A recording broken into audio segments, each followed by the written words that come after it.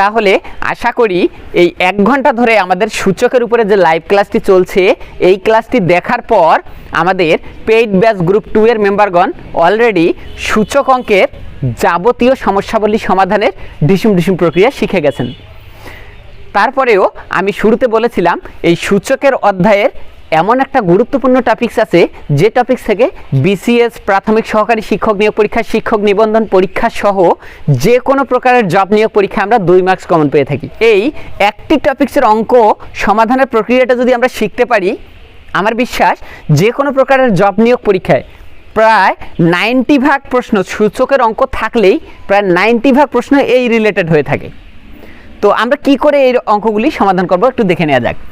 আমি শুরুতে বলেছিলাম এই ক্লাসটি শুরু যখন করি তখনই আমি কয়েকটি নিয়ম বলেছিলাম, তার মধ্যে আরও একটু আলোচনা করে নেই। বলেছিলাম যে কোনো কিছুর উপরে পাওয়ার 0 দিলে 1 হয়ে যায় মান। যদি 5-এর উপরে আমরা পাওয়ার 0 দেই তাহলে 1 হয়। শুধুমাত্র 0-র উপরে 0 দিলে 1 হয় না, এটা একটা অনির্ণেয়।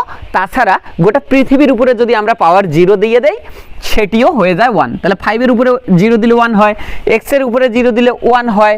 তাহলে যে কোনো কিছুর উপরে পাওয়ার 0 হলে 1 হয়ে যায়। আরেকটি নিয়ম আমি প্রথমের দিকে বলেছিলাম, সেটি হচ্ছে যদি কখনো এই সূচক দিয়ে সমীকরণ আকারে অঙ্ক থাকে, এই যে 2-র উপরে পাওয়ার x সমান মনে করুন 2-র উপরে পাওয়ার 4।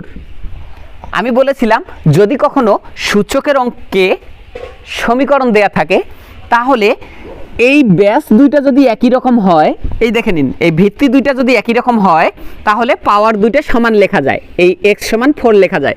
যদি কখনো আমাদেরকে দেয় পরীক্ষার মধ্যে যে 2-র উপরে এই 2 টু দ্য পাওয়ার x সমান 2 টু দি পাওয়ার 4 হলে x এর মান কত, তাহলে আমরা শুধুমাত্র ব্যাসটা কেটে দিয়ে আমরা লিখতে পারি x সমান 4, মানে পাওয়ার সমান পাওয়ার।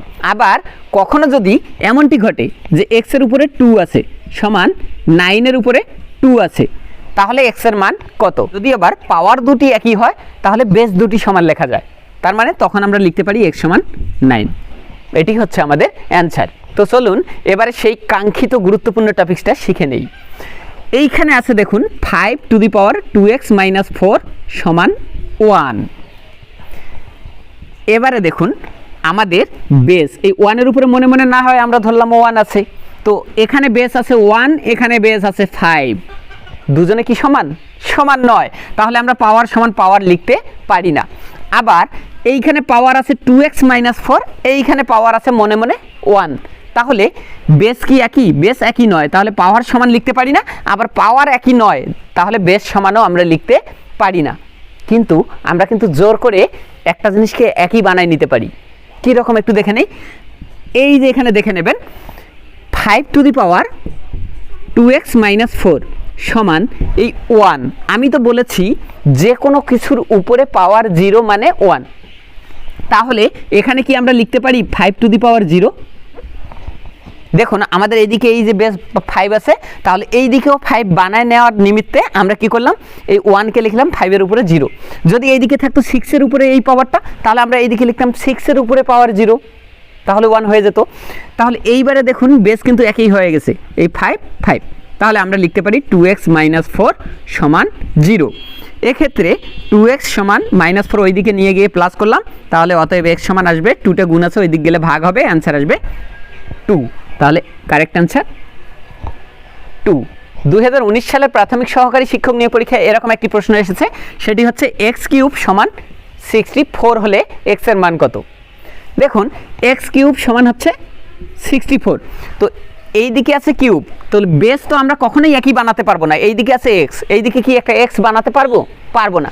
কিন্তু পাওয়ার তো একই বানাতে পারি, এমন কোনো একটা সংখ্যা এখানে লিখতে পারি যার উপরে 3 দিলে এই 64 হয়ে যায়। কীরকম? আমরা যদি এখানে 4 লিখি তার উপরে কিউব দেই, দেখুন 4-এর উপরে কিউব মানে কত? আমি সূচকের আজকের ক্লাসটা শুরুর দিকে বলেছি 4 গুণন 4 গুণন 4, তাহলে 4 4 16, 4 16 64। তো এক্ষেত্রে এই যে 4-এর উপরে কিউব দিলে আমাদের 64 হয়ে যাচ্ছে, আর সাথে আমাদের একটা মহা মুসিবত থেকে উদ্ধার হয়ে যাচ্ছে, সেটা হচ্ছে আমাদের পাওয়ার দুটা একই হয়ে যাচ্ছে। তাহলে এক্ষেত্রে কি হবে? এক্ষেত্রে আমরা পাওয়ার দুটি ক্যান্সেল করে অতএব লিখতে পারি x সমান 4। এটাই হচ্ছে আমাদের অ্যান্সার। কত সহজ একটি অঙ্ক, আমরা কিন্তু পরীক্ষার হলে অনেকেই যারা পারি না সূচকের অঙ্ক তারা ভাবি না জানি আরও কত কঠিন। একই রকম আর একটা সমস্যা আমরা সমাধান করে আসি। তাহলে 2 x + 1 সমান 1 হলে x সমান হোয়াট? গত সালের প্রাথমিক সহকারী শিক্ষক নিয়োগ পরীক্ষার একটি প্রশ্ন। তো এক্ষেত্রে আমরা কি করব, ওই একই সিস্টেম আমাদের 2 x + 1 সমান 1। তাহলে আমরা এই 1টাকে তো লিখতে পারি 2 0। তার মানে এই যে কোনো কিছুর উপরে পাওয়ার 0 দিলে 1 হয়ে যায় বলেছিলাম। তাহলে এক্ষেত্রে 2-র উপরে 0 লিখতে পারি। তাহলে এবারে আমরা বেস দুটো ক্যান্সেল করলাম, তাহলে 2x + 1 সমান 0। তাহলে এই দিকে থাকতেছে আমাদের 2x সমান -1, +1টা ওইদিকে পাঠিয়ে দিলাম -1। এবারে এই 2টা গুণ আছে ওই দিক গেলে কি হবে, ভাগ হয়ে যাবে, তাহলে 1/2। তাহলে এখানে আমাদের অ্যান্সার আসছে -1/2 -1/2। যদি সূচকের এই টপিক্সের আলোচনাটি বুঝে থাকো বন্ধুরা, তাহলে ঝটপট এই 4টি অঙ্ক করে কমেন্ট বক্সে অ্যান্সার জানিয়ে দাও। আর যারা আমাদের পেইড ব্যাচ গ্রুপ 2তে ভর্তি হতে ইচ্ছুক, পেইড ব্যাচ গ্রুপ 2টার বৈশিষ্ট্য সম্পর্কে বলি। আমরা কেবলমাত্র এই গ্রুপটা শুরু করেছি। এখানে আপনার চাকুরি জীবনের শেষ দিনটি পর্যন্ত লাইভ ক্লাস করতে পারবেন। ক্লাসগুলোর অবশ্যই রেকর্ড ভিডিও থাকবে, সেগুলি যে কোনো সময় আপনি চাইলে দেখে নিতে পারবেন। আমি বলেছিলাম, কথা দিয়েছিলাম যে আমরা যখন ভালো অবস্থানে থাকবো তখন এমন একটা কোর্স চালু করবো যাতে করে আপনাদেরকে আর বিভিন্ন জায়গায় দৌড়াদৌড়ি করতে হয় না যে আমি কোথায় লাইভ ক্লাস করবো এরপর নেক্সট মাসে, কিংবা 48টা ক্লাস শেষ হয়ে গেলে আমাদের কোচিংটা শেষ হয়ে যায় তারপর কোথায় করব। এজন্য আপনাদের জন্য এমনভাবে একটা চালু করেছি আমরা গ্রুপ, যেটাতে আপনি চাকুরি জীবনের শেষ দিন পর্যন্ত গণিতে আপনার সমস্যাগুলি আমাদের সাথে শেয়ার করতে পারবেন এবং সেখানে লাইভ ক্লাসে অংশগ্রহণ করতে পারবেন। ক্লাসগুলো রেকর্ডেড থাকবে। আপনাদের যাবতীয় সমস্যাগুলি বেসিক প্লাস শর্টকাট সেখানে আলোচনা করা হবে এবং আপনাকে আর কোনো কোচিংয়ে ভর্তি হতে হবে না আমাদের এই ব্যাচটিতে ভর্তি হলে। তো ঝটপট স্ক্রিনে দেওয়া নাম্বারে আপনারা কল করে মাত্র 1000 টাকার বিনিময়ে আমাদের সেই গ্রুপ 2তে ভর্তি হতে পারবেন। ধন্যবাদ বন্ধুরা, সকলের সুস্বাস্থ্য কামনা করছি। আসসালামু আলাইকুম।